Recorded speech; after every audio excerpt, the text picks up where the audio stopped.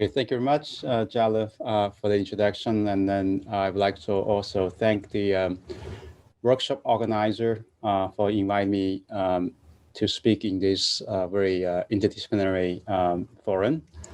And thank you all for coming to my talk today. So I'd like to share with you a recent work we have done on a new paradigm of controlling fully automated vehicle across a traffic facility. So this research is a joint work with a group of researchers in Tsinghua and UC Berkeley, led by two of my long-term collaborators, Professor Meng Li and Professor Fan He. So this research was spearheaded by Xi Ling. I'm here presenting the work on behalf of the team.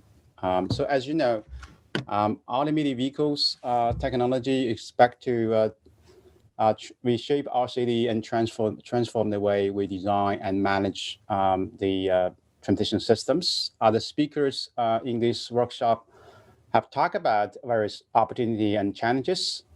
Today, I'm going to present you a new paradigm of designing and managing traffic networks, future traffic networks. By no means I'm advocating or predicting it's going to be how the future traffic management will look like. But I just want to present you one possibility and to demonstrate you that what we can possibly do when we leverage the precision of the control of the AV maneuvers in a fully automated vehicle environment. So we call this new paradigm as rhythmic control. So by the way, for the control folks in the audience, we're not doing any optimum control or control theory stuff. So this is a new traffic management scheme.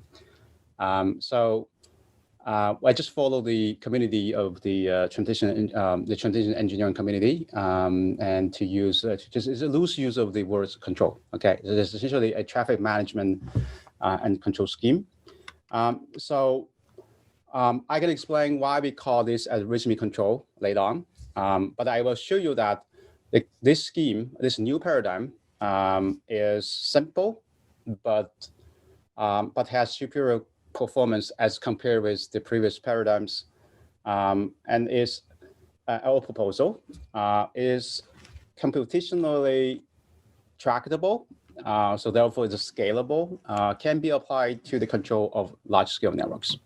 Okay, so in the following, I'd like to introduce the paradigm in the control of a single intersection, then apply to the control of a network. Okay, so intersection control is the cornerstone of traffic control because to a large extent, the efficiency and safety and capacity of the traffic network will depend on it. So intersection is where conflicting traffic streams compete for the right-of-way. So therefore, the essence of intersection control essentially is a resource allocation, a right-of-way allocation. So since the invention of traffic signals, the principle of this right-of-way allocation or resource allocation in synchronized intersection is to organize the non-conflicting streams movements into groups of phases, and then sequentially assign right-of-way to one group at a time to avoid collisions, right? So therefore, it doesn't matter how hard we optimize and how well we optimize. So the number of the lane that owning the right-of-way at a time is limited by the number of non-conflicting fleets, non-conflicting movements in the group. Okay, so for example, if you look at this typical four-way intersection, there's two through movements, one left turn. So then, depends on your phase combination. For this type of phase combination, the maximum number of the number of lanes that owning the right-of-way at a time is limited to 3. If you use another phase combination, could be 4 and sometimes 2. So oscillated from 2 to 4. So this doesn't appear to be a good use of the right-of-way, particularly if you think about it from the network perspective. Okay, so if you view the underlying graph as a network, and then if you think about, because this we will have 36 conflict points in this particular graph, in this particular intersection. So then if you think about, and if you treat each conflict point as a node, And so you can realize that the network throughput seems not reach its full potential because the nodes, many nodes actually, the nodes are not fully utilized. The capacitive nodes are not fully utilized. So the node can be idle or not utilized at all for a substantial amount of time. So therefore, I think that, so therefore, if you follow this paradigm, you always suffer this limitation. So previous study has looked at, if you leverage automation, how can you optimize vehicle trajectory and signal timing to improve the operations? So those proposals actually suffer the same limitation because they follow the same paradigm. I think many of you also are familiar with the influential work by Professor Peter Stone and his colleague, and which is you can use resolution-based scheme, right? So this represents a paradigm shift. However, studies show that if you use a simple policy like first come, first serve, and this will lead to a higher delay than the traditional traffic signal control if the demand is high. If you want to optimize the resolution scheme in real time, so this is not really computationally tractable. The same thing can be said for other proposal, that signal-free operation proposal that leverage the real-time optimization of the vehicle trajectory, because the computation is really demanding. Okay, so therefore, a question I would like to ask or to motivate my talk today is, can we design a low computation scheme that ensure collision-free while yielding high throughput? Okay, so that's a question we'd like to impose to motivate this research. And this video actually shed light on the answer of these questions. I would like to play the video.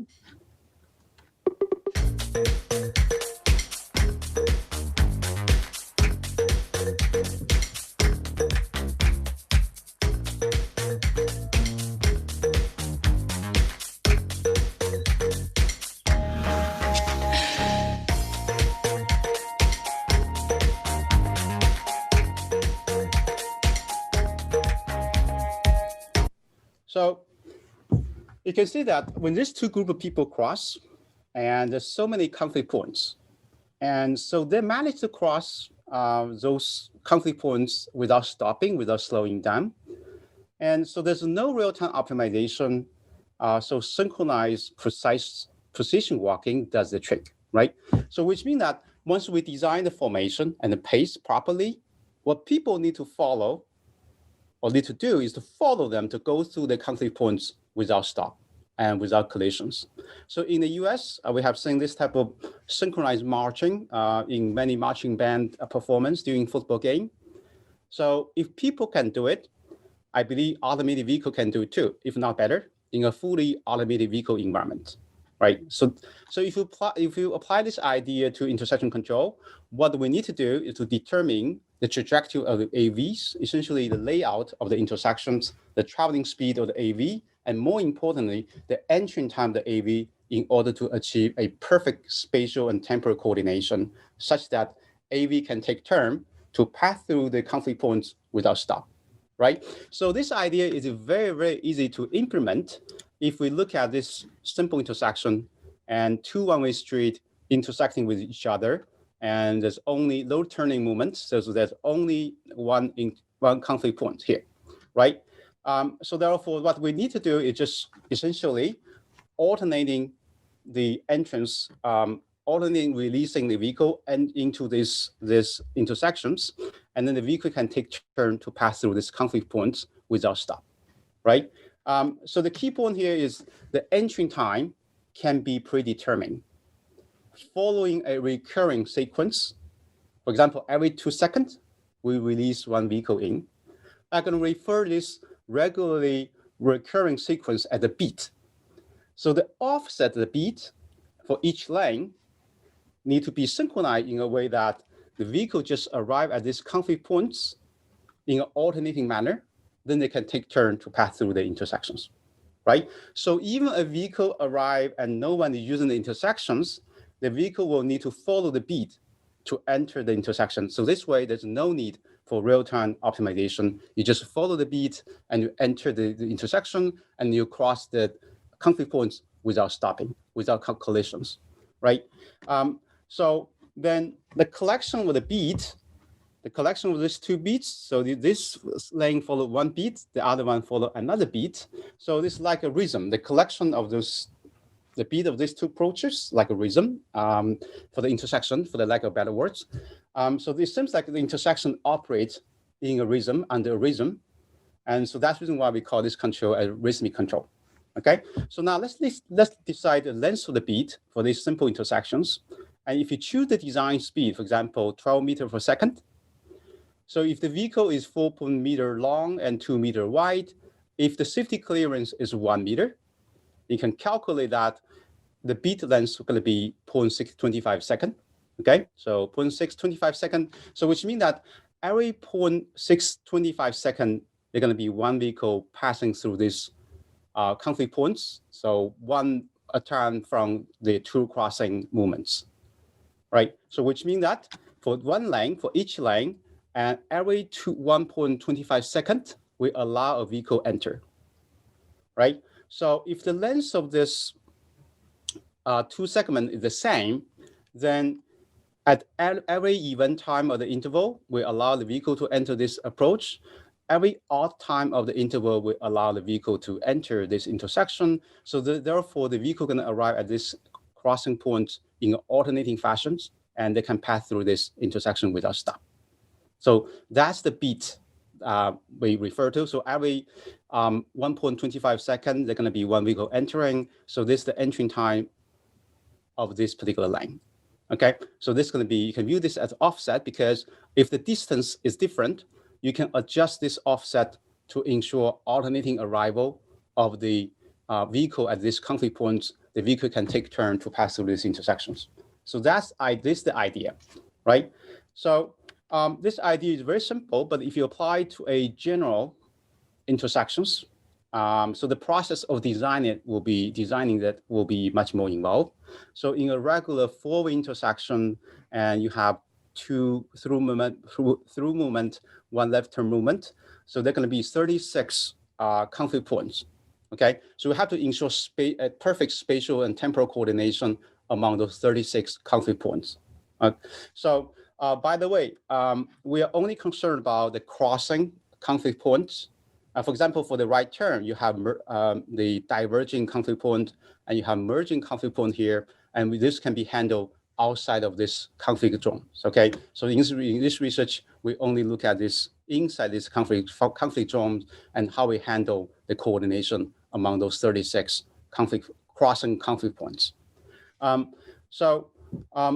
it's more involved, but it's lucky we can still do so, because each of those conflict points only involve two movements. So therefore, the length of the beat is still the same. Okay, it's still 0.625 seconds if we use this previous design parameters. Okay, which means that for each line, every 1.25 seconds, there's going to be one vehicle entering. So in order to ensure alternating arrival at each of those 36 conflict points, we need to do two things.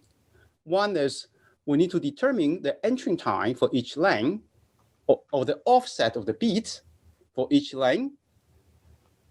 Okay, so essentially we want to decide the vehicle trajectory. And secondly, the entering time.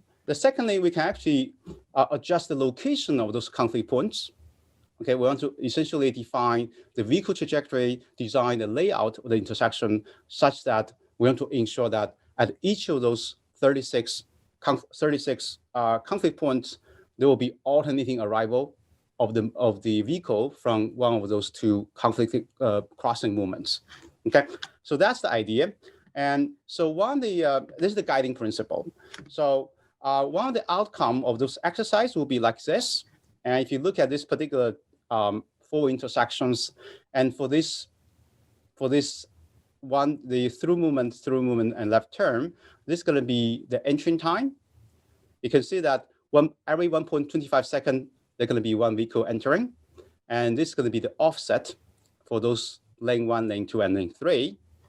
And then this is going to be the layout. We design the layout this way. And then this will be the geometric information. And with those layout geometric information, we can ensure collision-free at all those 36 intersections, 36 cross conflict points. We can ensure alternating arrival of the vehicles at all those 36 conflict points.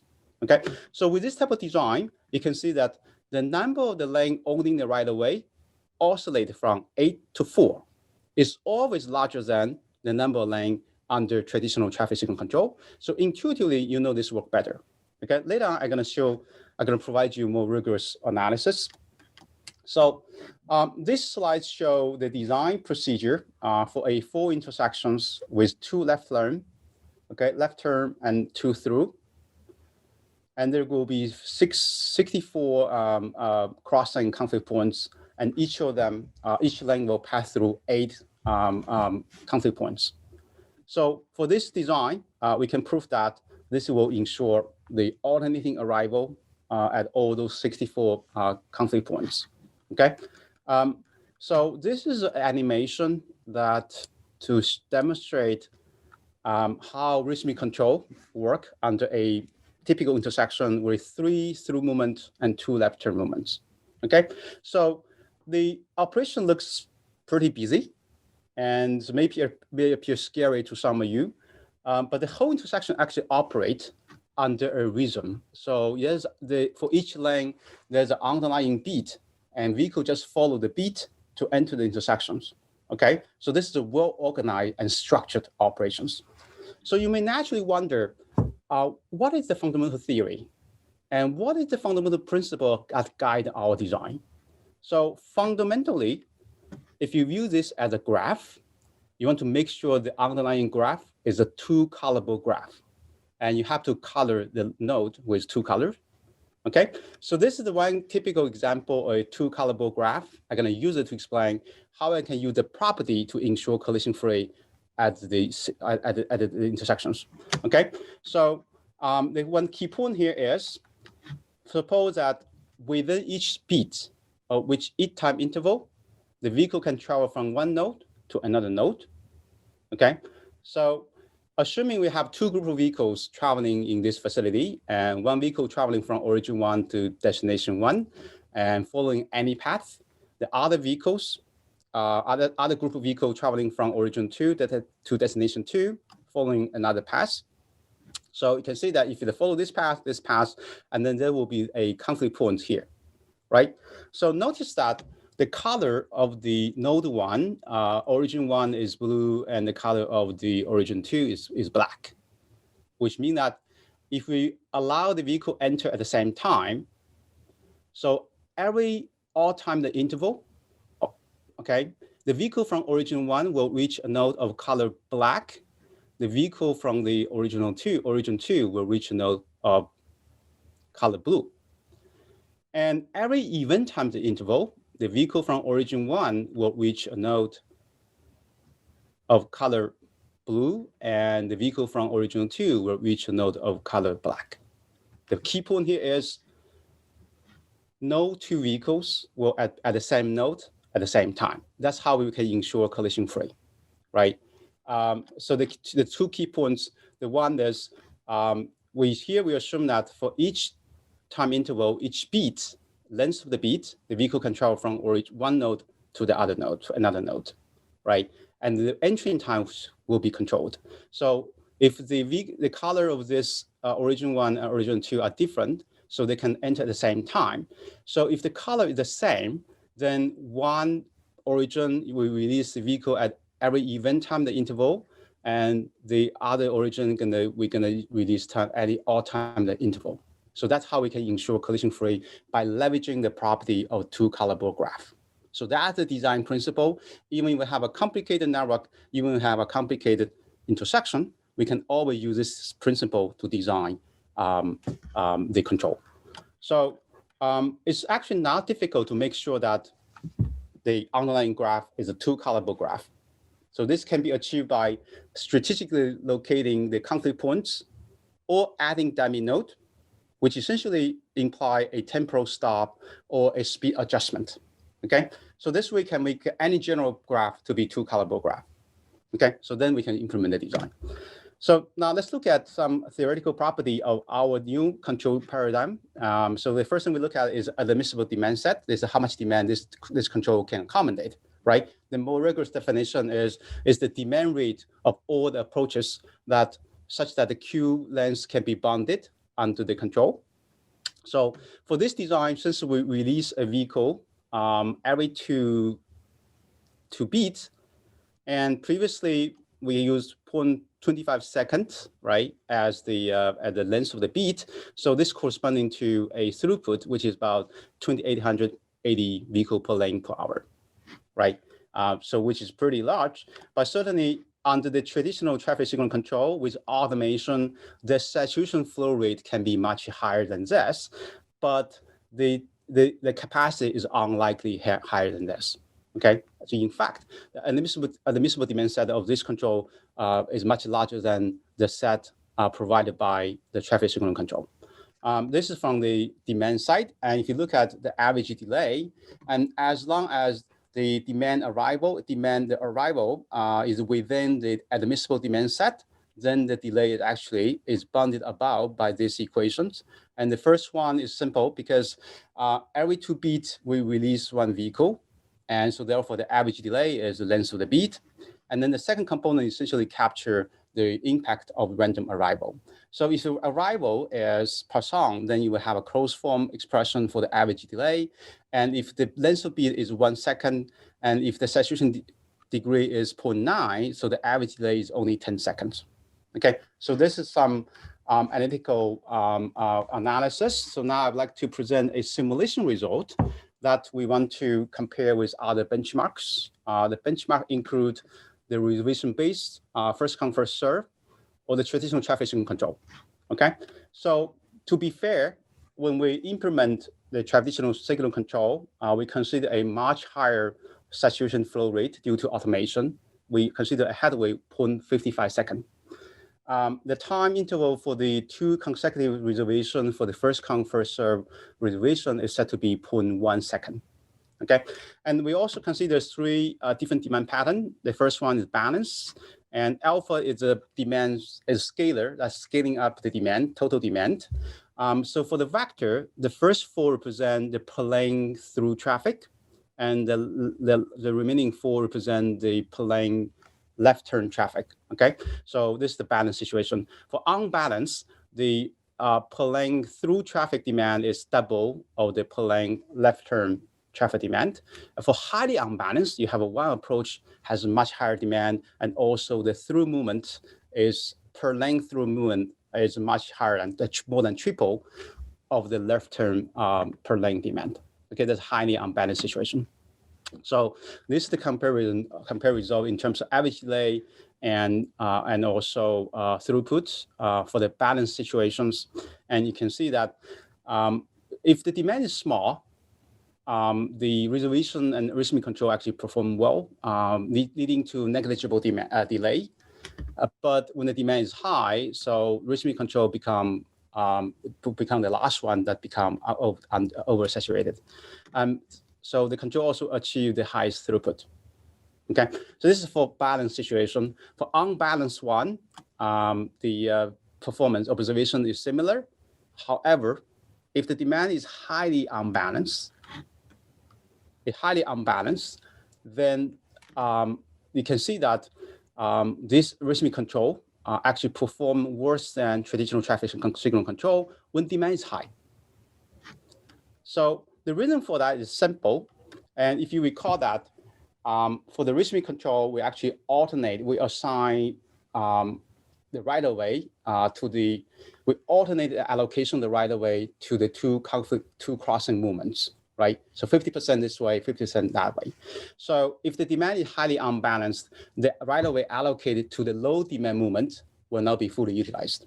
So which compromise the control efficiency. So that's the reason why when the demand is highly unbalanced, then the rhythmic control actually perform worse than traffic signal control. So, but certainly we do have a remedy for this, okay? We have multiple remedy, and one of them, a simple fix, will be a hybrid scheme.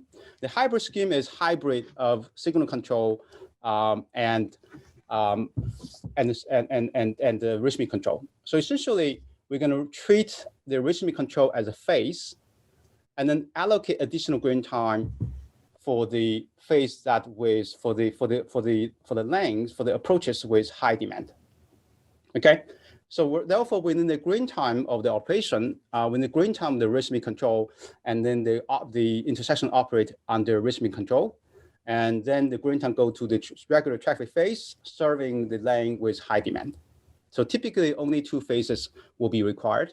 So the operation is very similar to some of the intersection. You have an all pedestrian phase, and then you have a regular traffic phase, right? So all pedestrian phase is corresponding to the rhythmic control phase in these situations. Okay, so that's one idea, one idea of the hybrid operations, and you can see that for the using the same highly unbalanced demand, we do the simulation. The hybrid scheme actually outperform all the other three counterparts. So that's the one remedy we come up with to address the highly unbalanced demand situations. Okay, so a few remarks I have to make for practical implementations. We do need an adjustment zone before entering this intersection, because this allows the vehicle adjust the speed to make sure that they catch the beat. Okay, your arrival can be off the beat, but you can adjust the speed to catch up, to keep up with the beat.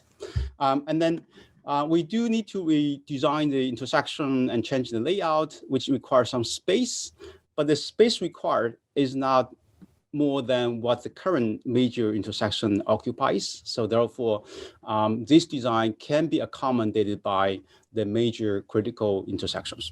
Okay, so lastly, there's a question we always get when we discuss this idea with others. What if something goes wrong?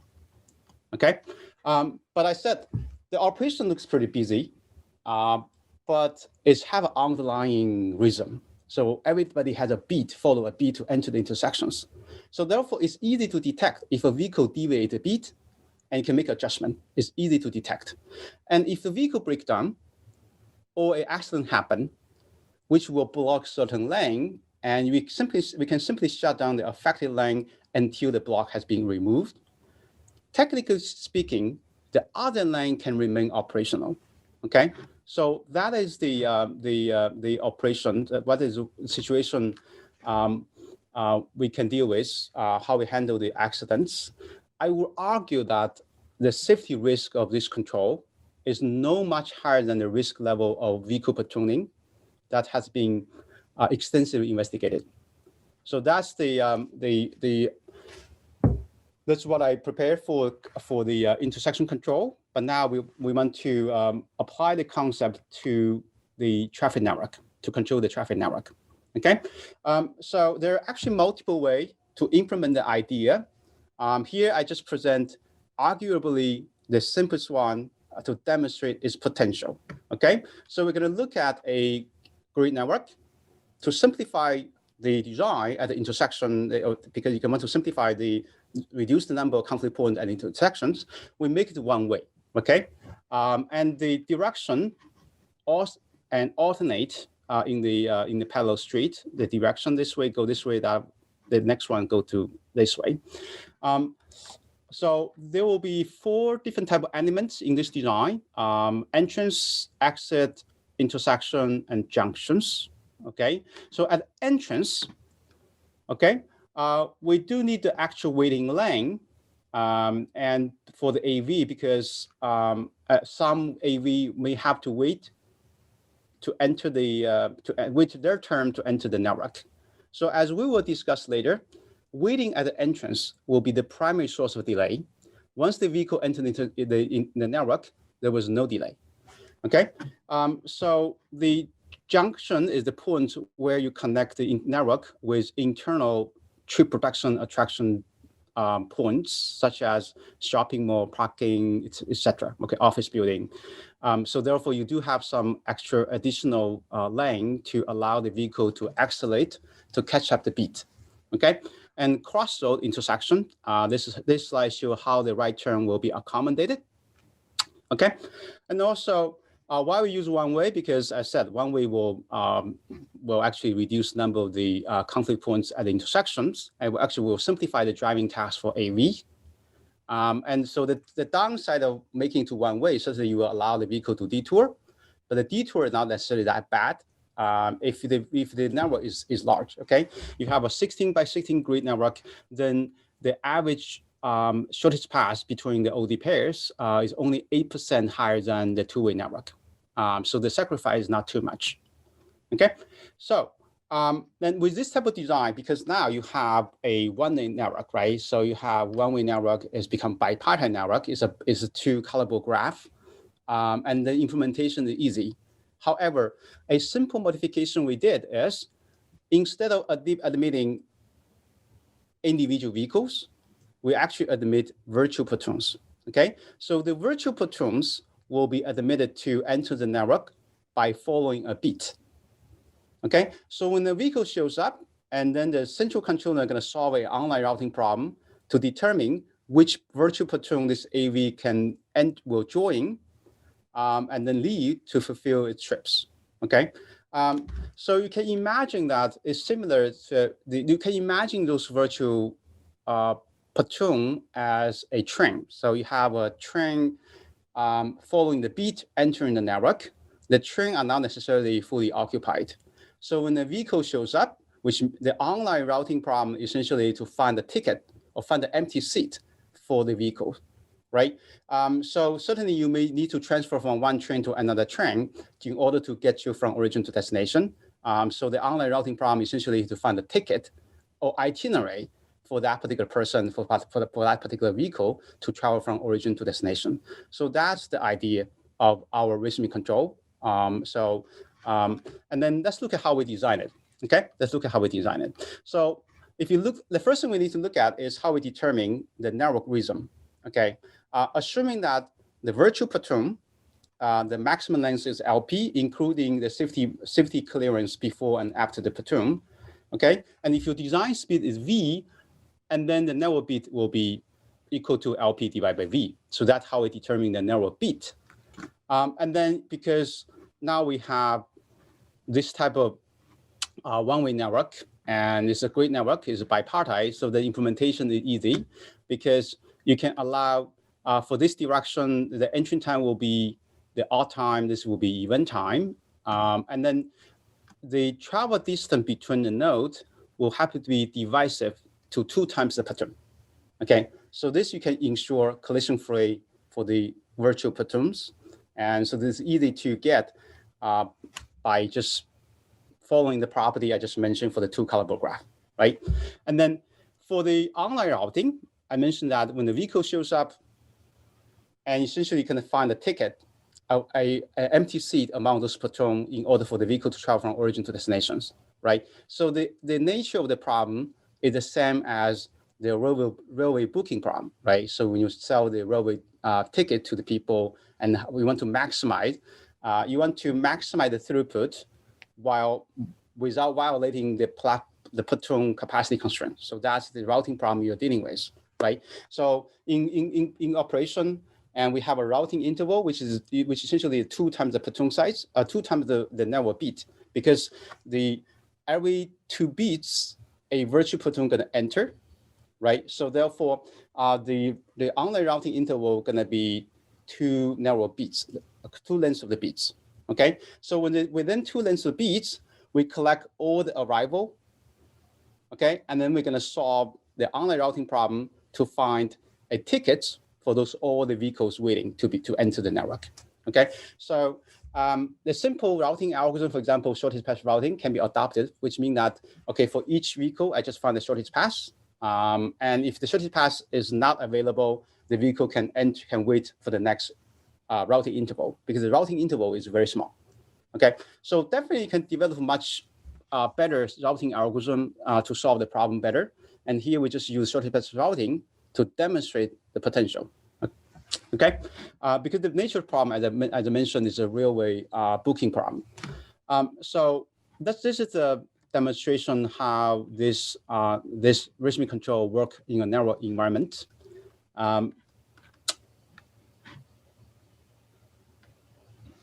Okay, so I would like to show a numerical a simulation study to demonstrate the effectiveness of our control compared with other three benchmark, including max pressure control proposed by Professor Varela in 2013, which has been proved to maximize the throughput with a assumption of point Q.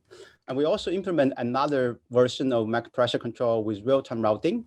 Another benchmark is a real-time routing with the reservation intersection control. Okay, we consider 6 different type of scenarios, and including many terms, and also the major attraction and production are within the network. Okay, so with a different type of demand pattern. So this is the simulation results, and for scenario 1, 2, and 3. For other 3, it's similar. So the observation is that the rhythmic control actually leads to have very good performance as compared with the other 3 benchmarks, and leading to very small, a much lower average delay, and also high throughput.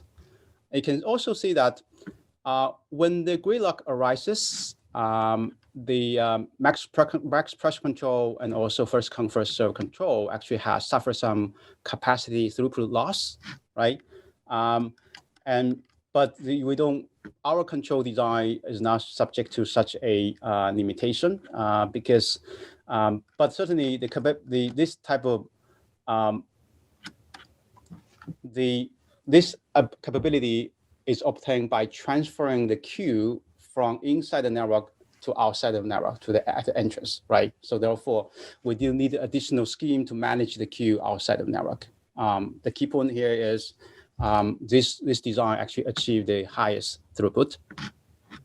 Okay, and then a few remarks before I finish my talk. So the first one is the length of how we decide the length of the platoon. Okay, the longer demand leads to longer platoons, and which actually leads to higher waiting time.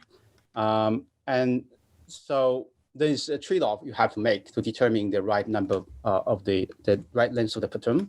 The secondly is I've been demonstrating the result using a perfect symmetric grid network. What if you have a heterogeneous block? So as long as the travel time between the nodes is divisive to 2 times the platoon, this design works. If not, you can easily adjust the speed of the platoon to satisfy the demand, okay, satisfy this requirement. So in practice, the control can be hierarchical or distributed. You just need to tell the platoon, okay, this is the network beat. The intelligence residing on the platoon side can decide the speed to catch up the platoon, okay, catch up the beat. So, and also the platoon side do not have to be symmetric. We have vertical platoon and then horizontal platoon. The sides can be different, okay? The design remain the same. You just need to adjust the entry time carefully such that to ensure collision free, okay? So lastly, what if something goes wrong?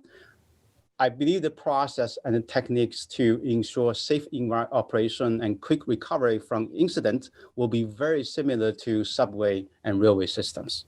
Okay, so now the takeaway message from my talk today, we propose a new paradigm of controlling AV in traffic networks. So in this design, the network operates under a rhythm. The length of the beat is shared by different lane and traffic streams, but the start of the beat or the offset of the beat will be coordinated among all those lane and also traffic streams. So AV just need to follow the beat to enter the intersection, enter the network, and traverse the network without conflict. So the scheme actually achieved the higher throughput and less delay, and it's computationally tractable and scalable. For simple intersection, there's no real-time optimizations. Okay, so we're not advocating that this scheme can be implemented all over the places, but we can implement at a strategic location like a critical intersection and AV zones. And then right now we're working on a unifying framework to find the best design or best policy for a general network with a general demand pattern. Okay, so lastly, I'd like to conclude my presentation with a somewhat provocative proposition. I believe that the private transportation will likely be more scheduled in the future. Okay, the line between private transportation and scheduled transportation will become blurry. So very often we argue that the future mobility will be case connected, automated, shared, and electrified. I would like to advocate that we can add another S to it, which is scheduled. So with this, I conclude my presentation. And if you are interested in the work, the working paper available on the archive, simply search by Rhythmic control, you can find the papers. And with this, I finished my presentation. I will be happy to answer questions if you have any. Thank you very much.